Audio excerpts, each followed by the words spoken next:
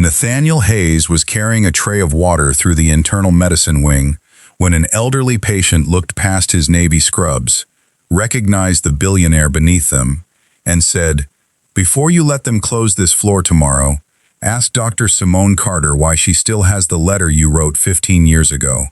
The pitcher trembled slightly against Nathaniel's palm, although he had negotiated hospital mergers, congressional investigations, and billion-dollar lawsuits without allowing his hands to betray him. Only 5 people had known about Simone during the years when Hayes Health Systems was still a rented office, and none of them should have known that he had once written her a letter he believed had been ignored. The patient introduced himself as Benjamin Walker, then pointed toward a faded photograph beside his bed where a younger Nathaniel stood laughing beneath a university medical school sign with a beautiful black woman in a white coat. Before Nathaniel could ask how Benjamin possessed the photograph, a nurse entered with consent forms for an urgent cardiac procedure scheduled that afternoon. Benjamin signed calmly, then warned Nathaniel that if he wanted the truth, he needed to return before the board meeting at 9 the next morning, because after that meeting both room 214 and everything Simone had spent years protecting might disappear. Nathaniel had founded Hayes Memorial Medical Center and placed his family name above the entrance. Yet he had not heard anything about an internal medicine closure, which made Benjamin's warning sound impossible rather than dramatic. He stepped into the corridor, called his chief operating officer, Grant Mercer, and asked whether the board planned to vote on reorganizing the Baltimore campus. Grant answered too carefully, explaining that an efficiency proposal would consolidate several services, but insisting the changes would not affect essential patient care. Nathaniel asked specifically about the community medicine floor, and the silence that followed lasted long enough to reveal that Grant had expected the details to remain buried until the vote. The proposal would eliminate 32 beds, relocate low-income patients to contracted facilities outside the city, and convert the existing space into private recovery suites designed for a profitable surgical partnership. Grant reminded him that Nathaniel had approved a strategy requiring every campus to improve operating margins. But Nathaniel replied that a target was not permission to erase the people least able to object. He ordered the vote postponed, only to learn that the transaction documents carried enough delegated authority for the board to proceed unless Nathaniel appeared in person before 9 o'clock. Returning to room 214 immediately would have been easier, but Nathaniel first walked toward the administrative gallery, where portraits honored physicians who had transformed the hospital through service. Simone's photograph hung near the center, her calm eyes unchanged despite 15 years, while the inscription beneath her name credited her with expanding care for uninsured families throughout Baltimore. A nurse noticed Nathaniel staring and explained that Dr. Carter had spent 2 years building the very program scheduled for closure, often using donations and volunteer labor after the board refused additional funding. Nathaniel asked whether Simone knew about the vote, and the nurse replied that she had fought the proposal for weeks, submitting patient data, transportation studies, and legal concerns that executives dismissed as emotionally motivated. That description unsettled him because Simone had never confused compassion with weak reasoning. Even as a medical student, she had been the person who arrived at every argument carrying better evidence than everyone else. Nathaniel realized his company had not merely concealed a closure from him, but had also treated the woman who once shaped his understanding of healthcare as an inconvenient obstacle. He found Simone near the nurse's station, reviewing discharge instructions with a frightened family, while speaking in the steady, patient tone he remembered from their volunteer clinic years. Her dark curls were shorter now, and experience had added a quiet authority to her face.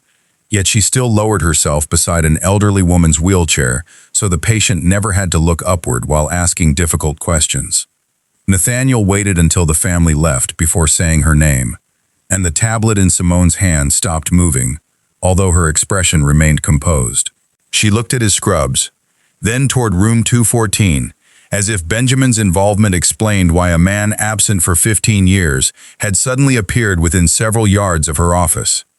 Nathaniel said Benjamin had mentioned a letter and tomorrow's closure, but Simone answered that neither subject belonged in a hallway where staff were already frightened about losing their jobs. She agreed to meet him in the hospital garden after her final consultation, then told him plainly that postponing one vote would not repair years of executive decisions that had slowly transformed a charitable hospital into a brand. At 7:15 that evening, Nathaniel found Simone beside the courtyard fountain, where city traffic sounded distant behind rows of winter bare trees. He apologized for arriving with questions instead of explanations, but Simone said explanations mattered less than whether he intended to use the truth to change anything. She confirmed that Benjamin had recently given her an unopened envelope bearing Nathaniel's handwriting, yet she refused to reveal its contents because the envelope had been stamped "Return to Sender" and therefore belonged to the man who had written it. Nathaniel insisted he had never received anything back, while Simone reminded him that his young company had changed offices 3 times during its first year and employed assistants who filtered every interruption they considered unimportant. Before either could continue, Simone's pager sounded, and a nurse rushed into the courtyard with news that Benjamin had collapsed during preoperative preparation. Simone turned toward the entrance, then stopped long enough to tell Nathaniel that Benjamin had refused sedation until both of them heard what he had discovered inside the archives of Nathaniel's first company headquarters. Nathaniel followed Simone into the cardiac unit, where Benjamin lay beneath monitoring leads while a physician explained that an unstable rhythm required immediate intervention rather than the scheduled procedure they had planned. Benjamin remained conscious, though his skin had lost its color, and he gripped Simone's hand until Nathaniel approached the bedside. He asked the medical team for 2 minutes, then pointed toward a worn leather satchel stored beneath the chair, insisting the contents could not remain with hospital security if the board closed the community floor. Simone tried to reassure him that the documents could wait, but Benjamin answered that waiting had already cost 15 years, and he did not intend to repeat the mistake while doctors prepared to stop his heart deliberately. Nathaniel opened the satchel and found the original photograph, a returned cream-colored envelope, several internal memoranda from Hayes Health Systems, and a red folder containing signatures from hundreds of patients who depended upon Simone's program. Benjamin explained that the envelope and memoranda had been discovered during demolition of Nathaniel's first New York office, where Benjamin had once worked as the building's overnight facilities supervisor. The explanation removed some mystery while creating a larger one, because Benjamin had never told Simone that he once worked within the building where Hayes Health Systems began. After losing his wife, he had relocated to Baltimore to live near his granddaughter, then started volunteering at the hospital where Simone recognized him from a university health fair years earlier. When the New York property changed owners, a former colleague contacted Benjamin about several boxes labeled with his name, believing they contained maintenance records he had stored before leaving. Among those boxes was an archive carton from Nathaniel's former office, apparently moved into the building basement after an administrative transition and forgotten during years of expansion. Benjamin found the returned letter inside a folder marked Founder, Personal Correspondence, along with memoranda showing that Grant Mercer, then Nathaniel's first operations director, had established a policy preventing personal mail from reaching Nathaniel during the company's critical financing period.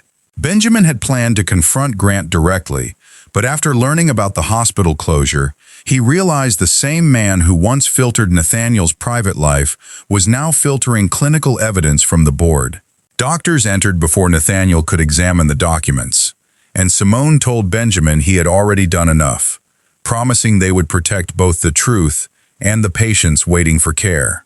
Benjamin smiled weakly and reminded them that promises became meaningful only when people accepted what keeping them would cost. The medical team moved him toward the procedure room, leaving Nathaniel and Simone standing beneath fluorescent lights, with the leather satchel between them. Nathaniel wanted to call Grant immediately, but Simone stopped him, arguing that accusation without verification would allow Grant to destroy records, question Benjamin's memory, and frame the discovery as emotional retaliation. She proposed that they copy every document, authenticate the archived dates, and compare the closure proposal against the patient impact studies her department had submitted.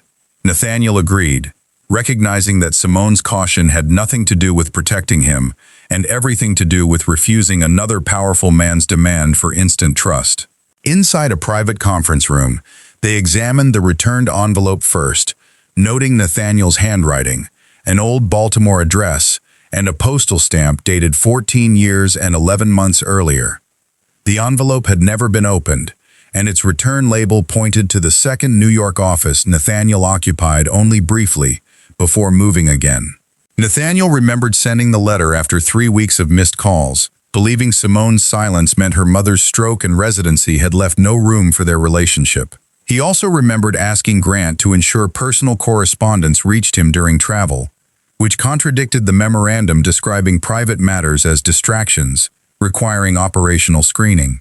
Simone asked whether Nathaniel had ever told Grant to block her specifically, and he answered no, though he admitted repeatedly praising employees who protected his schedule from anything not connected to investors or product launches. The distinction mattered legally, but emotionally it offered little comfort, because Grant had merely turned Nathaniel's demonstrated priorities into a system. The red folder contained Simone's objections to the closure, including evidence that relocating patients would increase missed appointments, emergency admissions, and transportation costs across neighborhoods already underserved by primary care. Each report carried an electronic receipt showing it reached executive review, yet the summary presented to the board described the community floor as underused and duplicative. Nathaniel compared the patient totals and discovered that the executive version excluded charity care visits, volunteer clinics, and consultations billed through public grants, making a crowded program appear half-empty. A financial appendix projected millions in annual profit from private recovery suites, while assigning no value to prevented hospitalizations or earlier diagnoses achieved through Simone's team. Nathaniel understood that Grant had not invented the organization's obsession with measurable revenue, but he had manipulated the measurements until compassion looked financially irrational. Simone said the board might still choose profit after seeing complete numbers, but they deserved to make that choice without being protected from its human consequences. Shortly before midnight, the surgeon reported that Benjamin had survived the procedure but would remain sedated until morning, giving Nathaniel and Simone only 8 hours before the board vote resumed. Nathaniel contacted outside counsel and requested an emergency preservation order covering archived correspondence, closure analyses, and communications involving Grant Mercer. Simone called department leaders, transportation partners, and neighborhood clinics, asking them to provide verified patient data rather than emotional testimonials that executives could dismiss. Their cooperation remained professional, yet the old rhythm between them returned whenever one anticipated the other's question or corrected a weakness before it became a problem. At 2 in the morning, Nathaniel finally asked whether Simone had ever tried reaching him after their last telephone conversation. She opened a file on her tablet and showed him a scanned letter she had mailed to New York, explaining that she needed several months to care for her mother, but still believed their future was worth protecting. The letter had been delivered and signed for by someone whose initials matched Grant Mercer's. Nathaniel stared at the scanned delivery receipt until the letters beside Grant's signature appeared less like ink than a decision made on behalf of 2 people who never authorized it. Simone explained that her mother had preserved the postal receipt with medical bills, not because she suspected interference, but because illness had made her document every expense and important communication. When Nathaniel never responded, Simone assumed his silence answered the question she had been afraid to ask, while Nathaniel interpreted her disappearance as proof that ambition and distance had finally exhausted her patience. Neither had stopped caring, yet both allowed pride, fatigue, and incomplete evidence to become certainty, which meant Grant's interference had succeeded only because their trust was already strained. Nathaniel apologized without asking Simone to excuse him, acknowledging that one intercepted letter could not explain why he never traveled back to Baltimore after the first failed visit. Simone accepted the honesty, then reminded him that discovering who caused the separation did not automatically restore the people they had become afterward.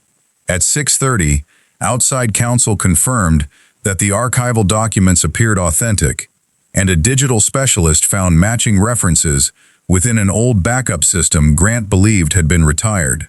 The preserved emails showed Grant instructing assistants to reroute Simone's calls, archive her letter, and return Nathaniel's proposal without informing him, arguing that a founder distracted by a struggling relationship could jeopardize the financing round.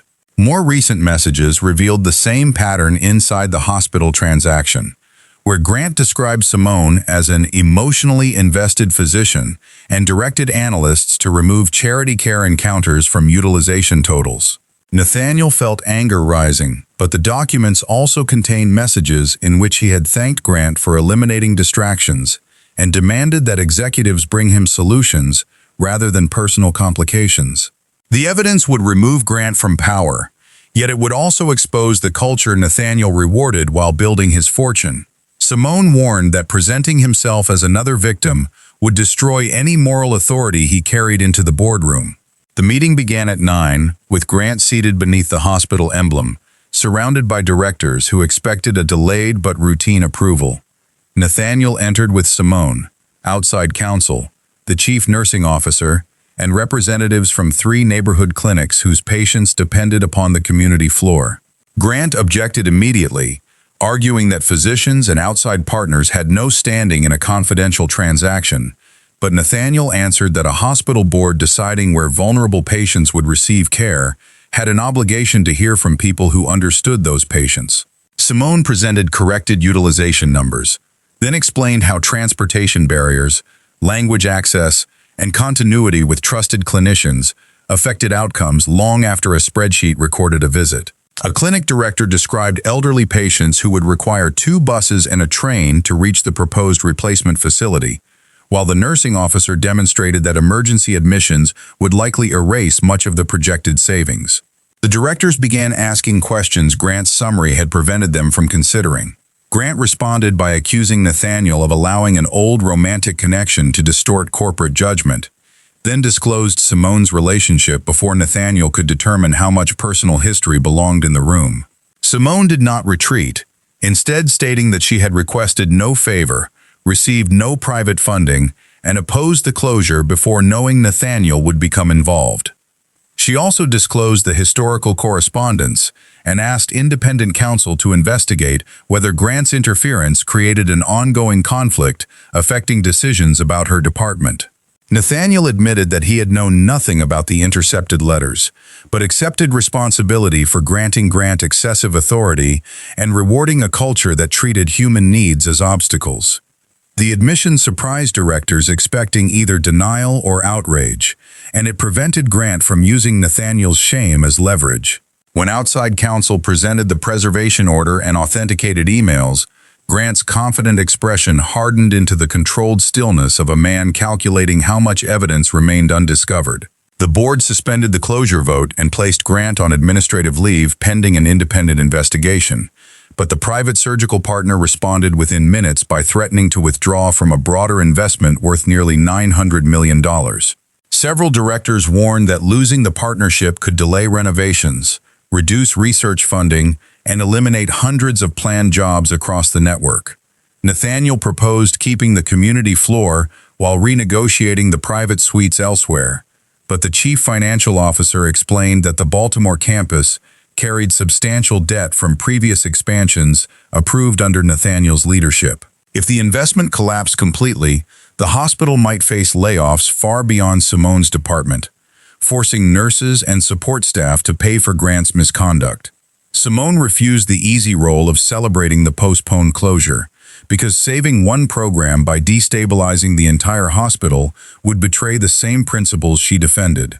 She asked for 48 hours to develop an alternative plan using accurate community care savings, grant funding, and underused space on another floor. After the meeting, Nathaniel offered to cover the financial gap personally, but Simone rejected the proposal because charity dependent upon one billionaire's remorse would remain vulnerable whenever his attention moved elsewhere.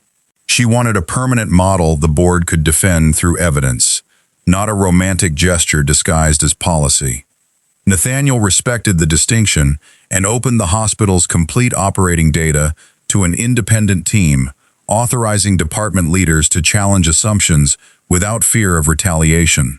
Meanwhile, Grant's attorney released a statement claiming Nathaniel had manufactured allegations to conceal years of neglect toward a former partner, and reporters gathered outside the hospital before noon.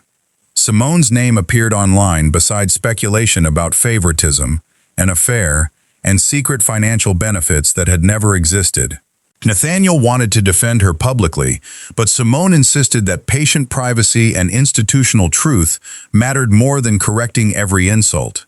Before they could prepare a response, a nurse called from intensive care and said Benjamin had awakened, but he was demanding to speak with them because the return proposal letter was not the only item he had recovered from the forgotten archive. Benjamin looked smaller beneath the intensive care blankets, yet his voice remained steady when Nathaniel and Simone approached his bed. He asked Simone to remove a narrow false bottom from the leather satchel, where she discovered a second envelope wrapped in wax paper and labeled with her handwriting rather than Nathaniel's. The letter was the original message she had mailed to New York after her mother's stroke, the same message whose delivery receipt bore Grant's signature, preserved unopened inside Nathaniel's archived correspondence. Benjamin explained that he had separated it from the other papers because he feared Nathaniel might open something addressed to Simone before she had chosen whether to share it. Simone broke the seal herself and read silently, her expression shifting as words written by her younger self returned without the protection of memory. The letter did not merely ask Nathaniel to wait. It told him that she had been offered a temporary research placement in New York and was willing to postpone part of her residency so they could build a life in the same city. Simone handed the pages to Nathaniel, who read the final paragraph twice because it destroyed the belief that circumstances alone had separated them. She had not asked him to abandon his company, nor had she chosen Baltimore over their future. She had proposed a practical compromise and asked him to meet her halfway. Grant's decision to hide the letter prevented that meeting, but Nathaniel's failure to follow up allowed the silence to endure for 15 years. Benjamin watched them absorb the truth, then said he had preserved the documents because unfinished stories often became dangerous when powerful people preferred convenient versions. He also admitted that his granddaughter, now a public interest attorney, had helped him authenticate the papers before he ever approached Simone. Benjamin had not engineered their reunion through sentiment alone. He had waited until the hospital closure gave the old evidence direct relevance to Grant's continuing abuse of authority. The revelation made his actions less miraculous and more deliberate, shaped by a patient man who understood institutions often changed only when personal truth and public consequence arrived together. Outside intensive care, Simone told Nathaniel she needed time before discussing what the letter meant personally, but there was no time to delay their institutional response. Reporters had identified Benjamin as the source of archived documents, exposing a recovering patient to attention he had never requested. Nathaniel instructed security to protect his privacy, while Simone's attorney demanded corrections from outlets, implying she had received money or influence. Rather than hold a dramatic press conference, Nathaniel released the authenticated timeline, the independent investigation order, and the corrected hospital data, while refusing to discuss private correspondence beyond confirming that executive misconduct extended into personal matters. He accepted responsibility for weak oversight and stated that no employee, physician, or former partner should bear blame for decisions made under his authority. The statement did not silence every accusation, but it shifted scrutiny toward verifiable evidence instead of rumor. Several community organizations publicly defended Simone, citing years of service completed without Nathaniel's involvement or financial support. The alternative financial plan developed through an exhausting day of negotiation, during which Simone's team identified preventable admissions that saved the hospital millions but had never been credited to their department. Grant writing specialists found federal and state programs supporting community-based chronic disease management, while the hospital's transportation partner agreed to expand services in exchange for a multi-year contract rather than emergency subsidies. Nathaniel proposed relocating administrative offices to free space for a smaller private recovery unit, sacrificing executive convenience instead of patient access. The chief financial officer confirmed that the revised model produced less immediate profit than Grant's proposal, but carried lower regulatory risk and stronger long-term savings. One remaining obstacle involved the surgical partner, whose executives insisted upon exclusive use of the original floor and threatened to walk away unless the board honored the initial arrangement. Nathaniel requested a final meeting, knowing the company might still choose a competing hospital if he refused their terms. During that negotiation, the partner's chief executive argued that wealthy patients subsidized charitable care, and hospitals needed premium services to fund missions that otherwise survived only through idealism. Simone agreed that revenue mattered, then challenged the assumption that poor patients contributed nothing when prevention, early treatment, and community trust reduced expensive emergencies across the entire system. Nathaniel presented the revised financial model and offered the partner a different location with comparable capacity, though construction would take 6 additional months. The executive demanded concessions, including reduced licensing fees for Hayes technology and authority over future expansion decisions. Nathaniel accepted the fee reduction, but refused governance rights that could permit another private interest to override clinical evidence. After several hours, the partner agreed to revise terms, preserving most of the investment while leaving the community floor intact. The board approved the new plan that evening, but Nathaniel did not celebrate because the victory exposed how close an entire patient population had come to displacement through data manipulation and executive indifference. He created an independent community impact committee with voting representation from nurses, physicians, patients, and neighborhood clinics, ensuring future closures could not be evaluated solely through revenue. Simone accepted a temporary role designing the committee, but declined a permanent executive position, explaining that her credibility came from remaining accountable to patients rather than Nathaniel. Their cooperation felt intimate, in ways neither addressed, built from shared purpose and the painful knowledge of what they might once have created together. When they returned to intensive care, Benjamin's bed was empty, and a nurse explained that sudden internal bleeding had required emergency surgery. On the pillow rested the old photograph and a handwritten message asking them not to waste another 15 years arguing over who had suffered more. Benjamin survived the emergency surgery, though his physicians warned that recovery would be slow and uncertain because his heart and kidneys had endured more strain than expected.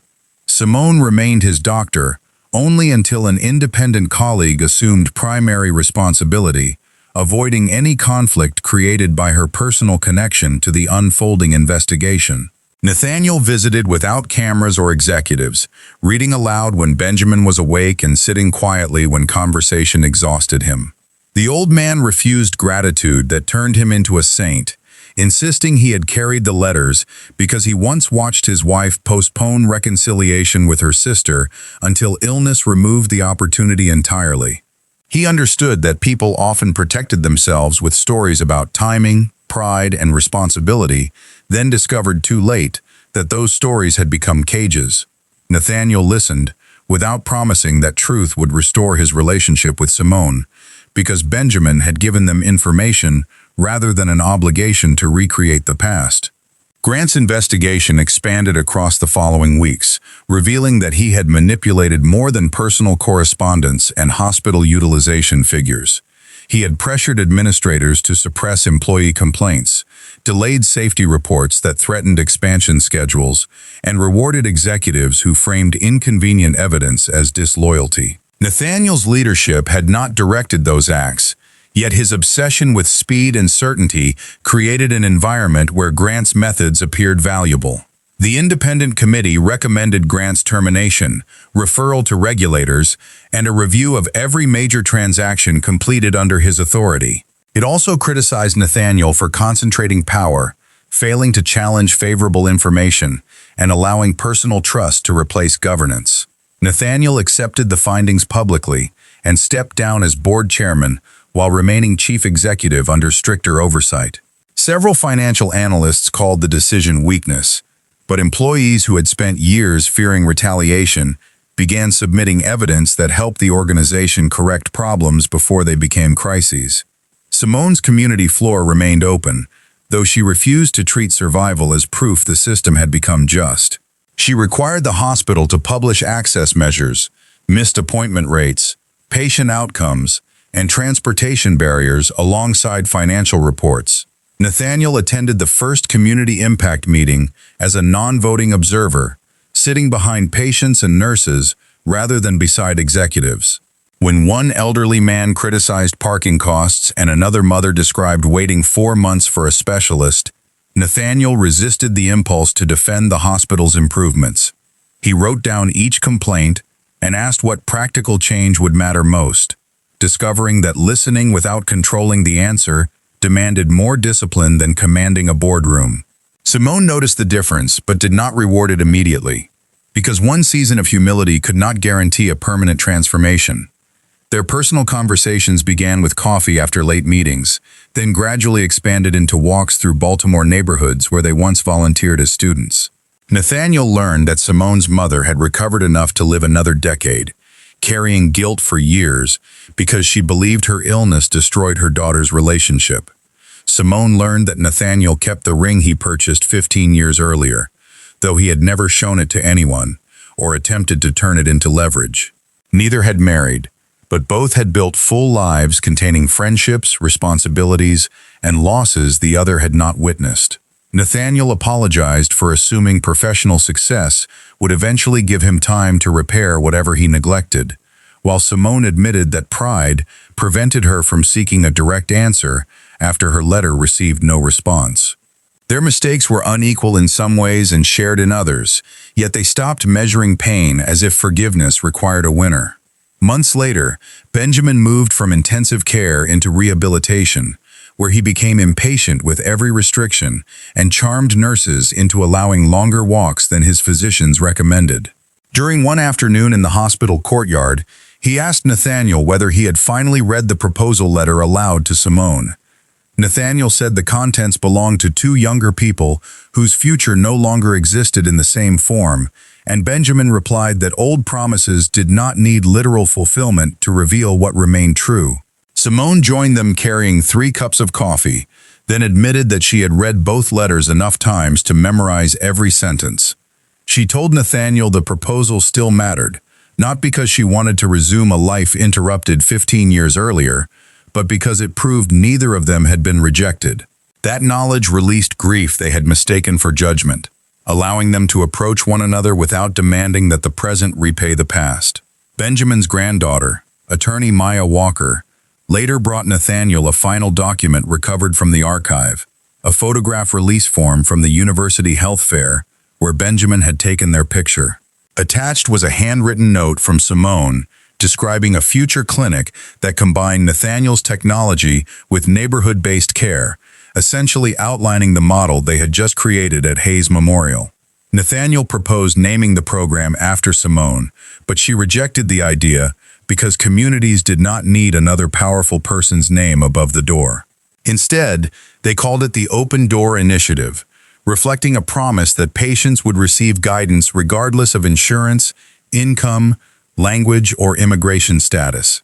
Benjamin attended the opening from a wheelchair, smiling as families entered rooms once scheduled to become luxury suites. During the ceremony, he quietly handed Simone the original photograph, then told her that some evidence belonged in archives, while other evidence belonged wherever people could see what hope looked like before life tested it. The Open Door Initiative expanded during the following year without becoming a monument to Nathaniel's guilt or Simone's sacrifice. Independent grants funded most of its services, neighborhood organizations participated in governance, and patient representatives possessed authority to challenge decisions before executives finalized them. Nathaniel continued volunteering one Monday each month, but he stopped treating those visits as symbolic returns to his values and began using them to test whether leadership decisions survived contact with ordinary reality. He transported patients, restocked rooms, and listened when employees explained that a policy praised in meetings created unnecessary work beside hospital beds. Simone remained direct whenever his solutions arrived too quickly, reminding him that compassion without patience could become another method of control. Their disagreements no longer threatened connection because neither interpreted conflict as abandonment. Benjamin eventually returned to room 214 for a final round of treatment after his condition worsened. And the room where their unfinished story began became the place where all three confronted an ending they could not negotiate away. He declined another invasive procedure that offered little chance of meaningful recovery, choosing comfort care after careful discussions with his physicians and granddaughter. Nathaniel struggled with the decision, offering specialists, transportation, and access to experimental options, until Benjamin asked whether he was trying to extend a life or escape the helplessness of loving someone he could not save. Simone stood beside Nathaniel as the question settled, then explained that respecting a patient sometimes required accepting a choice that medicine and money could not improve. Nathaniel apologized, and Benjamin accepted without resentment, asking only that they continue the work after his name disappeared from daily conversation. His final weeks were filled with visitors whose lives he had touched through volunteer work, community organizing, and the stubborn kindness of remembering people others overlooked. One evening, Benjamin asked Nathaniel and Simone to bring the 2 letters and the old photograph to his bedside. He listened while Nathaniel read the proposal written by his younger self, then smiled when Simone read the reply that never reached him. The language sounded earnest, hopeful, and occasionally naive, yet neither mocked the people they had once been. Benjamin said their younger selves had not failed because they loved too little. They failed because they trusted silence more than they trusted the discomfort of asking again.